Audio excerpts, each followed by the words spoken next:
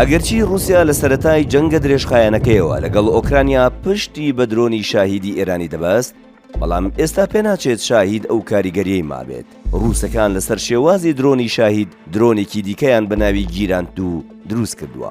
رووسیا کارگەیەکی لە تەتەرستان دامەزراندووە و بە ڕێژەیەکی زۆر ئەو جۆرە درۆنە بەرهەم دەهێنێت. ئێستاش ئەو ژمارە درۆنانەی شەوانە ئاراستەی ئۆکرانیای دەکات زۆر زیاترە لە ژمارەی ئەو درۆنانەی لە سەرەتای جەنگەکەدا و لە ماوەی یەک مانگدا بۆ ئۆکرانیای دەنارد. گیراند و خێراییەکەی نزیکەی 180 کیلۆمەترە لە کاتژمێرێکدا، مەودای 2000 کیلۆمەتر دەبڕێت. توانای هەیە مەوادی تەقینەوە بە بڕی 50 کیلۆگرام هەڵبگرێت.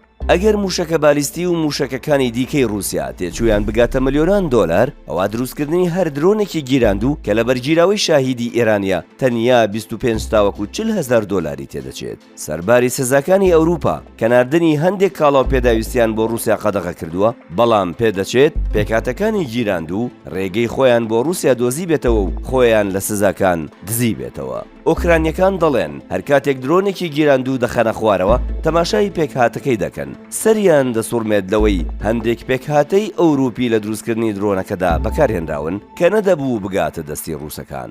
سەرباری هەموو ئەمانە ئێستا رووسیا بە ئیلهام وەرگرتن لە هەرزانی تێچووی درۆنی شاهێدی ئێرانی وەتە خاوەنی چەکێکی دوورمەودای بەهێز کە دەتوانێت ئۆکرانیای پێسەرقاڵ بکات. وەک چۆن بە گوێرەی ئاماری فەرمی لە 365 ڕۆژەکەی ساڵی 2025دا رووسیا 357 ڕۆژ هێرشی درۆنی کردووەتە سەر ئۆکرانیا.